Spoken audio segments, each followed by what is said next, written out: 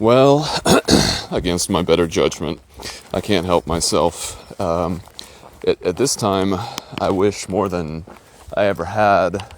I have this idea for an app called Chanchan, which is a shout out. Hey, shout out to my parents. Shout out to my time in Japan, where chon was sort of like how Spanish uses like lido or whatever for meaning like a little version of like, I don't know Spanish, but whatever the word for dog is. What, canis? Probably not. Pregro? I don't even know. Pregrolido. It's like little dog. And also because it would be a 2-channel mixer where I could have like an audiobook playing while also listening to music, which is just a dream. I did design it once using Claude code, and it was interesting. It was kind of earlier in the days of AI, which is to say maybe 8 months ago. And there's water everywhere out here now. It's hilarious. I'm on the wet side of the mountain. But yeah, I had talked to Claude because I was like, man, I almost feel like using an expletive. Darn it. I've wanted to make this thing for years. And, AI is good enough now where you can explain what you want. And the first attempt that AI will do will get you 90% of the way there, And then you just refine it through clear conversation. It's crazy. And it was weird because when I was using Claude, I was like, I want to make an Android app that would just be a very basic system mixer that would allow for you to run multiple audio apps at once and play separate content in each headphone. And first Claude said that it didn't know how to do that. It didn't know how to code Android apps. And then it started talking about, this junk that I could do to learn how to make an Android app. I'm like, dude, no. That's like going up to like an electric saw and being like, okay, I want to cut this board. And then the saw's like, well, let me introduce you to a tree first. And I'm just like, no. You're supposed to be the tool that prevents me from having to have that conversation with the elements that would drive me away from this pursuit, And so Claude says that, but then simultaneously in the preview dashboard section of the web app, it started making the actual Android app.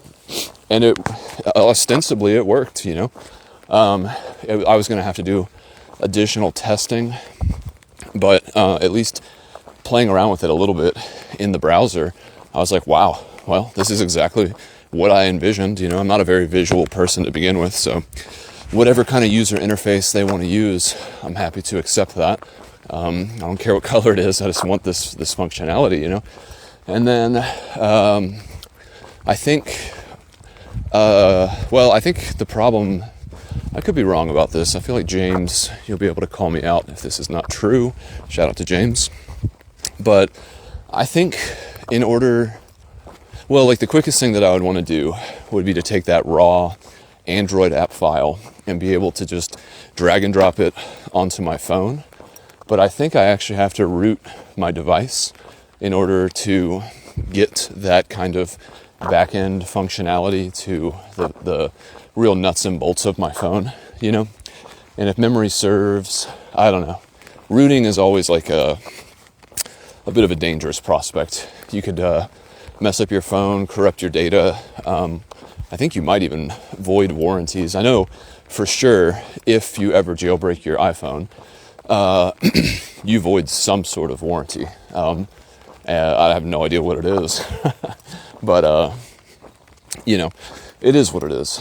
And so I'm out here and I'm walking and I'm listening to Tool, which came on shuffle, which listening to Tool always reminds me of being really moody in San Francisco, as I was, if you go back to the Book of Moron, the Cali Chronicles. San Francisco, I'd say it was a bummer, like not in a way where I was like sad or like, what's the word? I don't know. I wasn't upset. I was just like, this isn't as cool as I thought it was going to be. Expectation versus reality. You know, all data is good data. If in my mind, I'm like, okay, San Francisco seems cool. Like, you know, liberal, progressive part of the United States, also the home of all of the major AI companies and a lot of other software companies like Strava. You know, anyone who's anyone has some sort of presence in California, and most likely pretty close to the San Francisco Bay Area. And so I was like, okay, well, you know, that sounds like a concoction that's like worth exploring. There's some stuff there that I like, at least as individual pieces.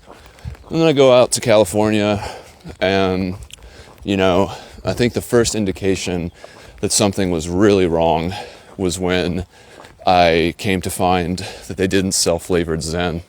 And not only did they not sell flavored Zen, but in an effort to keep the children away from adult things, they also charge basically twice the price for a single canister. So I'm getting a substandard product that I don't really want, and I'm paying twice as much. And, you know, I have a very close relationship with Zen, and I'm getting a canister like at least once a day, right? And it's like, it's a constant like calculation, at least in the background of my mind, you know, just kind of tracking where I'm at with my Zen.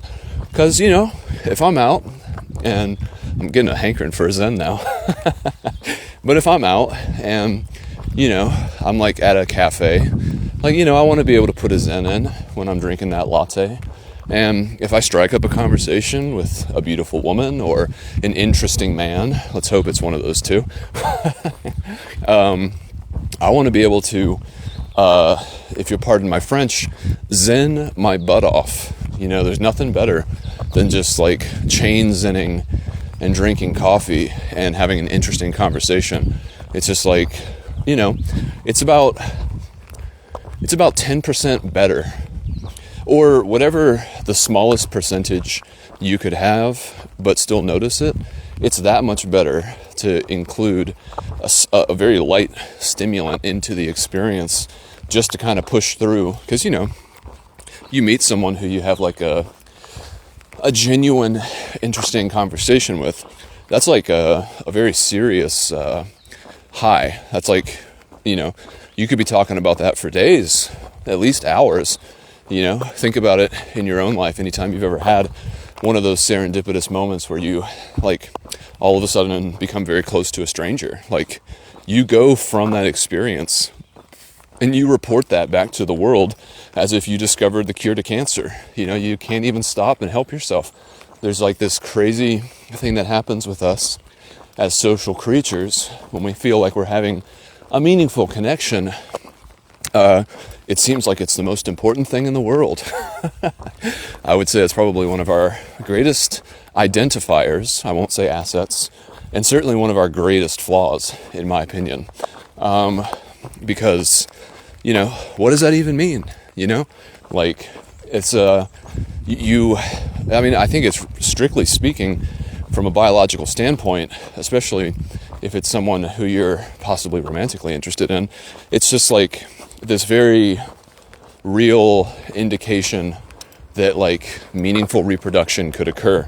You know, like human beings, we've abstracted everything about life to a degree where the primary drivers, as far as I am concerned, which are reproduction and resources, they've become so decompartmentalized from their original, most obvious forms. You know, like money, literal cash is probably one of the best examples, considering you can basically motivate human behavior around the world, cross culture, cross countries, cross language. Like, if you give a human being money these days, by and large, you can make them do things. You know, it's talk about power. You know, like back when it was just purely again, reproduction and resources, your influence over other people is so much more limited. I got to think caveman anxiety was a pretty small equation back in the day, if it existed at all, in a way that we would recognize. But anyway, why am I talking about this? What am I even talking about? Oh my God. Well, the reason I started this recording was because I'm walking on the Blue Ridge Parkway, and I just passed this area. Did I do a timestamp? I don't think so. It's 8:33, August 11th, Saturday, 2026. So, I'm in that. This is probably my favorite part of the day, because I just ate, just had coffee, just drank plenty of water, got all my stuff together. It's cool. The sun hasn't even crested the ridge yet. The bugs aren't really out. Right now feels like a lot of hope, a lot of opportunity. And I think that there is a lot of hope and a lot of opportunity. But this time of day is the easiest time to experience it, because all of the stuff that will make this day difficult hasn't set in yet, Feels like a little bit of a cheat code. I got up at 6 this morning. I just kind of woke up and I was like, well, I like the idea of getting up and getting out by around 8, which I did. And so here I am, fully loaded, enjoying. Actually, there is a weird thing happening on the back of my heel, but I don't know what that's about. I've already tried to fix it several times. I think I might need to take my shoe off and examine my sock. Anyway, so I'm walking on the Blue Ridge Parkway, and I'm thinking, because I crossed this area, the spot that I was going to camp at last night, which I forget what it was called, Cherry Creek Indian Railroad or something like that. And I was noticing that the interesting feature of it was that it actually still had an intact segment of railroad that was used for logging in this area. And so, first of all, I was kind of just generally amazed at that there used to be a train that ran through here, and it was transporting, tens, hundreds of thousands of pounds of trees, lumber. And then I started thinking about how, as I look around, I don't know anything about trees. I know that they're sticks that are alive, big sticks. But I'm looking at them and I'm like, okay, well, generally speaking, all the trees are about the same height. There's not very much variation. And then I'm starting to think okay, well, how long would it take a tree to grow that high? I'm I don't know, maybe 30 or 50 years. I'm also simultaneously thinking about Bill Bryson's A Walk in the Woods book, because he went over the logging of the Appalachian Trail pretty extensively. I don't remember very many specific details, but being here now and looking around, I'm okay, well, very likely that somewhere between 50 and 100 years ago, original American pioneers came through these areas and completely clear-cutted everything, down to even beyond the studs, my dude, down to the foundation. And that these trees might be somewhere between 50 and 100 years old, which would mean, the trees that inhabited this area before obviously would have been massive, as they would have been, there would have been many of them that were as tall as that species could feasibly achieve, and ages varying. It probably was a very, very dense forest, I would think, especially because it was before all of the subsequent diseases were introduced from other parts of the world, funguses and molds and whatever killed the chestnut, or whatever.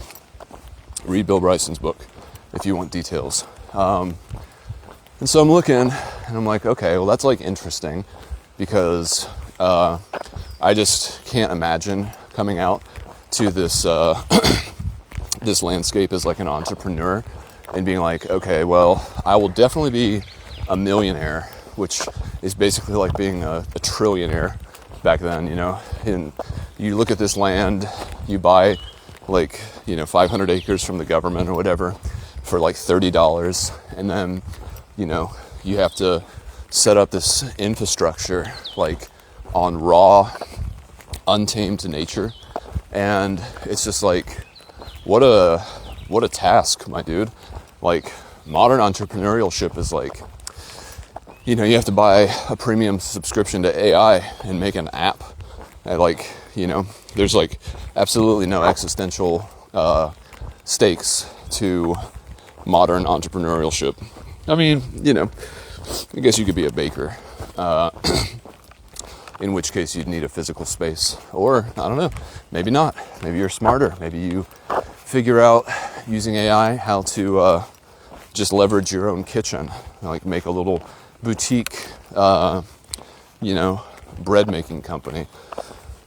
You could figure out, you know, like what's the minimum amount of bread I'd have to sell at a specific price in order to make the money that I want to make.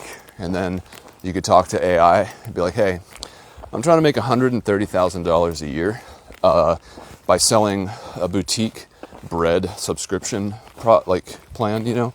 Like, I don't need to have more than 7,000 people subscribing at the rate that I would need to charge to make that kind of income.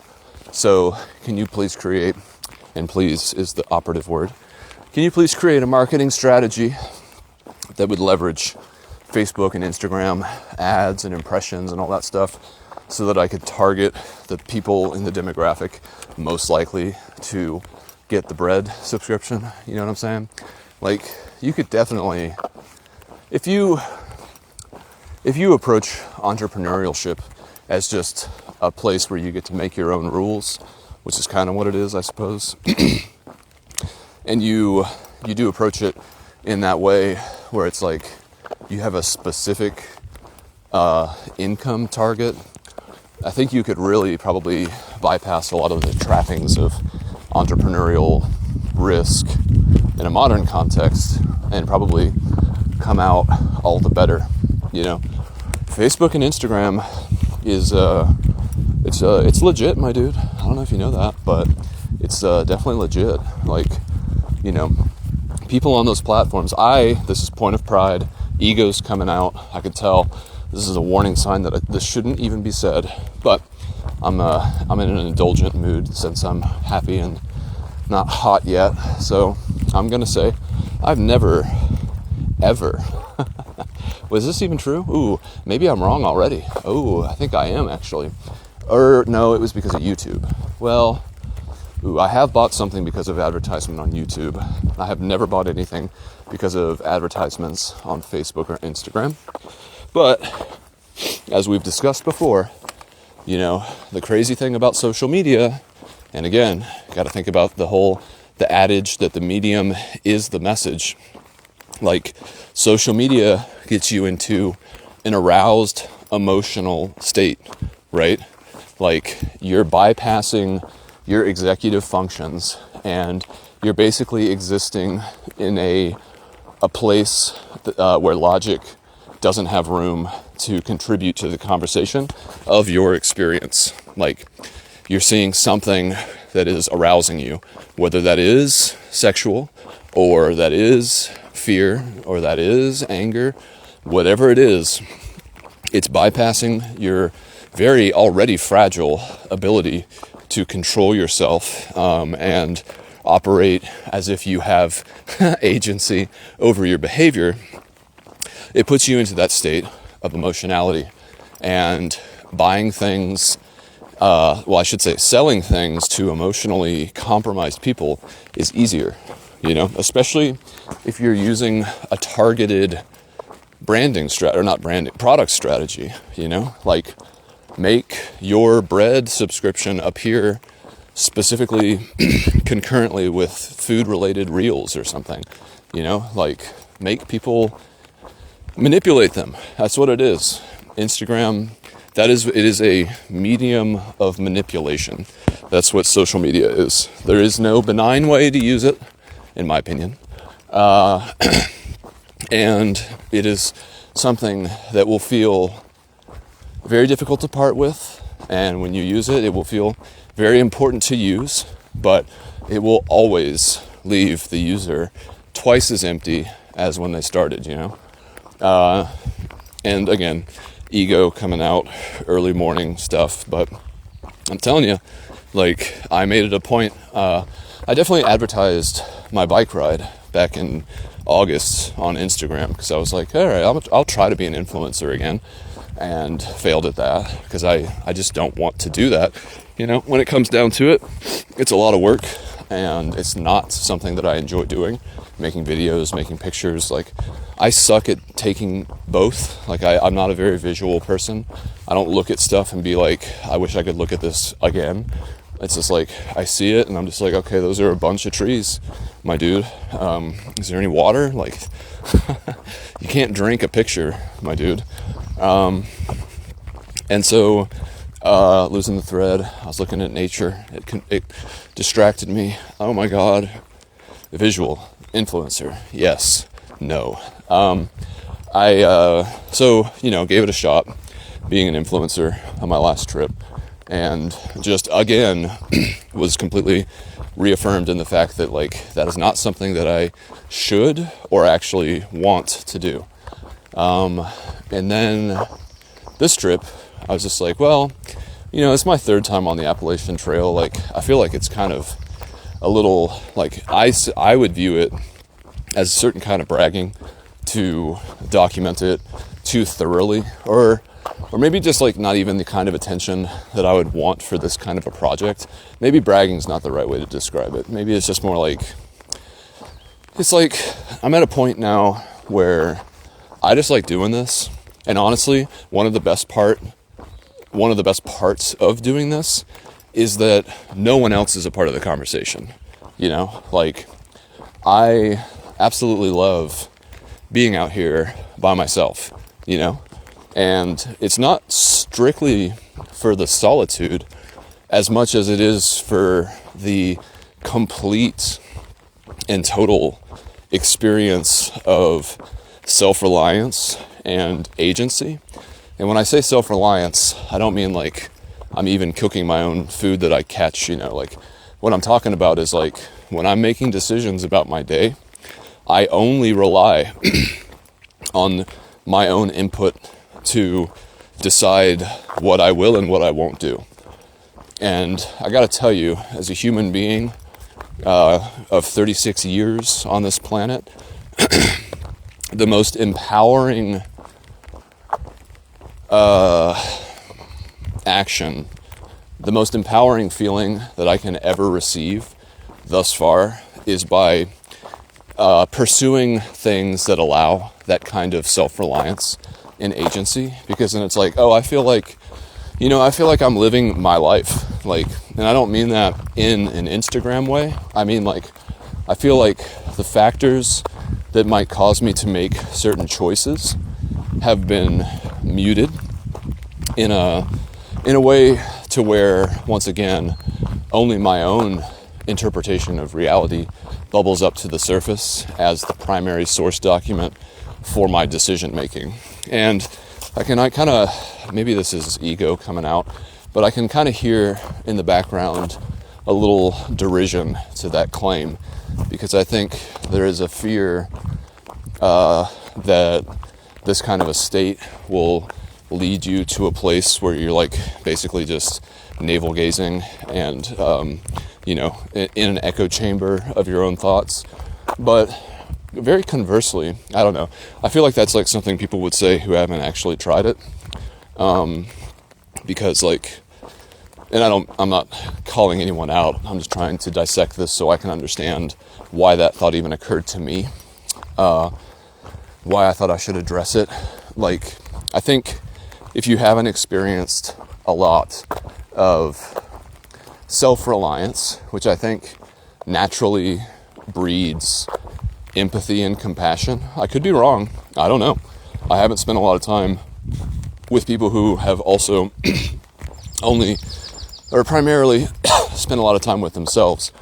But for me, in my experience, it's actually it's given me sharper relief is what it is. It's like, because I do spend so much time in this state, when I'm back around other people, I can recognize when they're trying to make me do something, or when they're trying to make someone else do something, or when they're projecting their fears as judgments against others, and when they're being uncharitable and disguising it as being, honorable.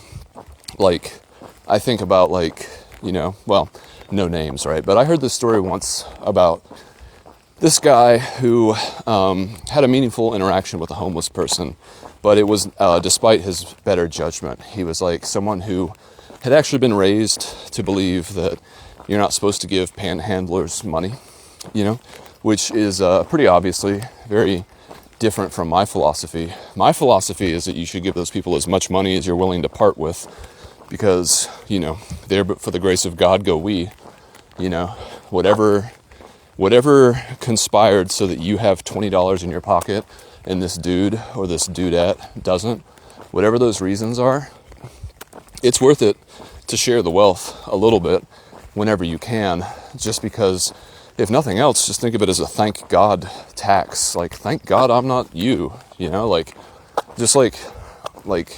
respectfully, that's how I felt watching my friend E.T. do the cube challenge. I was like, this is fascinating, but thank God I'm not you, because my body, it would so reject that, it would so reject it, that watching another human being be able to endure it and overcome it was it was reality shattering, because I was like, to me, in my own body, in my own experience, it's like, okay, if I drank 5 beers while I was walking, I would feel like I had ruined my whole day. And here's this dude who couldn't be happier about integrating these beers into his day. And again, I'm just like, yeah, man, there's no accounting for taste. The stronger you feel about something, the more likely you are to be wrong about its objective reality. You know what I'm saying? Because all it takes is one human being who feels equally strong, but in the complete opposite direction. And then all of a sudden it's like, oh, wow, I really, my strongest feelings really are just that. And if I hold other people to the standard of my strongest feelings when they haven't even had my life experience, that means I'm gonna sow unpeace. It's gonna upset me, because I think that there's an actual standard that's based on the way that I feel, and it's gonna upset the other person, because you can't live someone else's life. You can't make them you can't make people. You really can't manipulate people in the way that you intend. It's like, you can certainly be a variable that can change behavior, but it's never going to be for the reason you wanted it to change, and it's probably never going to be the exact product or result that you were hoping your manipulation would cause. If nothing else, it's just going to be a really malformed version of whatever your intention was, and probably honestly worse than if you had just left it alone. But yeah, so basically I'm walking through all these trees, right, and I'm thinking it would be a very interesting, different experience to be here if the trees were 2 or 3 times taller. But then I was like, well, though, would that be worth missing the industrial age? Are 300-foot trees that are hundreds and hundreds of years old, would that be worth not having penicillin? Because I do think all of the elements that went into the Industrial Revolution, you couldn't not have wood back then. If you didn't have wood, you would the Industrial Revolution would not have proceeded in the way that it did. And so I'm like, yeah, I personally, I think it's a fair trade. It's like, yeah, these forests would have been much more impressive, but, you know, if there's one thing I know about trees is that they get boring pretty quick. So I really, I don't think that, like, I would be walking through this forest right now completely awestruck by trees that were that much bigger. I think I probably would acclimate to them and just completely ignore them after a certain point, if not the whole time, because, you know, if a 300-foot tree is the kind of tree you're used to seeing, I can't imagine that's a very dramatic experience for someone to, you know, see the thing that you were expecting to see, respectfully. But, yeah, I'm excited to go back and listen to Tool. This Lateralist album is just so good. And again, it makes me feel like going back to high school. I associate the feelings that I had in California with a emotional experience I may have felt while I was in high school.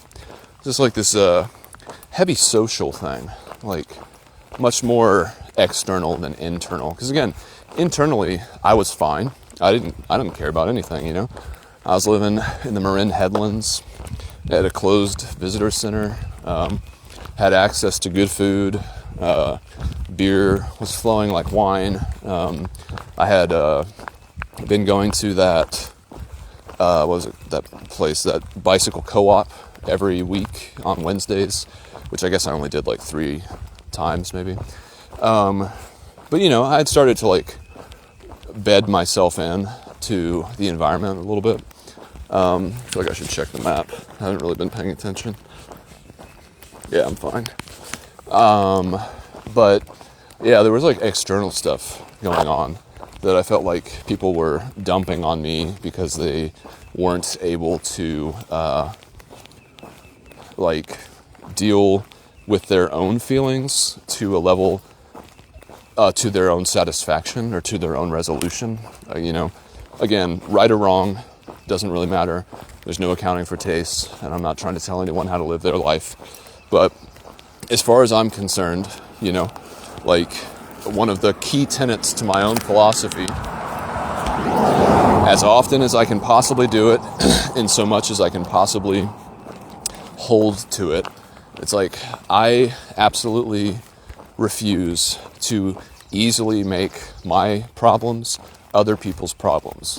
Because it's like, first of all, I don't want to give up the agency and the understanding that I am the only one who has the power to solve this or address this or forget about this or whatever it is. Man, I think I need to sit down and get this thing off my ankle. But I'm looking for like a bench or something. I don't want to just sit on the ground. I do have some shreds of dignity left. But yeah, never, ever, ever do I want to make my problems other people's problems. Again, strips you of agency. And also, I don't like the power that it gives the other person. It's like, I really don't believe that those kinds of things are a 2-person job, you know? You're wrestling with something in your head. I mean, I think talking about it's great. I think bouncing ideas off people is great. But relinquishing or maybe ignoring the fact that, like, at the end of the day, you have to live your own life, hike your own hike, sleep your own sleep. Like, you know, no one can sleep for you. And if the thing you're thinking about is messing up your sleep, it's like, okay, well, I guess there's this guy, Dr. Alok Kanoji. I highly recommend listening to his episode of Andrew Huberman. I might even re-listen to it today. But he strikes a difference, an important difference.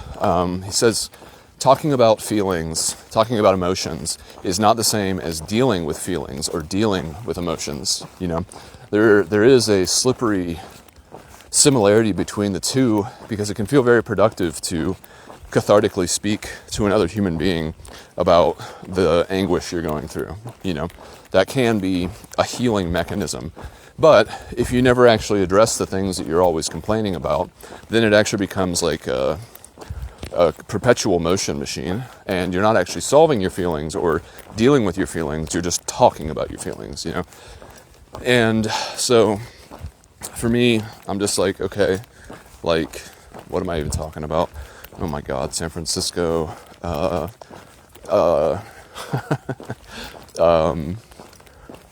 being in high school, dealing with feelings. I don't even know, dude. You know what I'm saying? Like, someone I know recently wrote this thing, and part of the thing actually happened to contain a description of me as a person. And I was super intrigued by this. You know, I had been in this person's life for a long enough period of time for them to have like a pretty good take on who I am as a person, at least just through experience, you know. And so I read over this writing. I was tickled by it, thought it was funny, and very accurate, you know. And also put it in AI, of course, and listened to an analysis of the writing, which was even more insightful. And, you know, as per usual, it left me in a certain place where I was like, you know, why do I do it like that? Like, what does explain? Like, is this nature? Is this nurture? Is it a little both? I mean, obviously it's both, at least as far as I'm concerned. It's not like nature is isolated from nurture or vice versa. It's, I would actually argue it's the same thing. Nature contains the nurture, you know?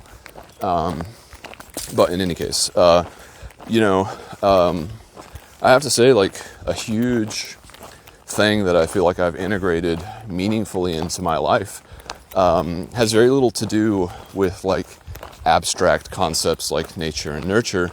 It has very much to do with specifically listening to Dr. Paul Conti and listening to him talk about agency, gratitude, and generative drive, and just really internalizing what that means and what those things are and how to cultivate those things in yourself and in your behavior. And it's like that has been in my most recent life, probably the course of, you know, past couple of years or so, that has been the most transformative thing that I've listened to, because I'm like, oh, like, you know, no matter how you approach life. So first of all, if I'm looking for truth, I'm looking for a universal fit.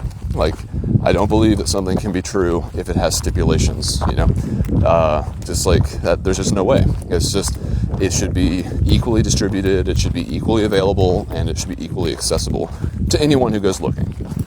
And so Paul Conti's talking about how, you know, you've got this roadmap that is based on those three elements, you know, gratitude, agency, generative drive. And it's like, no matter what you bring to the table, because it's basically an algebraic problem at that point, it's like you have your own version of all three of those elements, right? And you can plug in the variables so you can see, okay, what is agency? And then you can talk about it with yourself, and you can figure out what your own definition of it is based on your understanding. God, I almost cursed. Where is this wind coming from all of a sudden? I feel so angry. Oh, here comes some cyclists. That's cool. I gotta love the Blue Ridge Parkway, my dude. Give these dudes a what's up. It is Saturday. Great day to be on the Parkway. You guys have a tailwind. That's nice. Not combating gravity. That's true. It's pretty weak. You too. Yeah, so you figure out agency, what that means, how you show it, where it becomes compromised, where you lose it. And you're like, okay, so that's one variable with my own specific, like, identifying, like, co-variable. And then you go to gratitude. And it's like, okay, what does that mean? It's like, okay, well, gratitude basically means, like, at least in my interpretation, is like, how can I frame this situation so that I don't absolutely hate it or hate myself?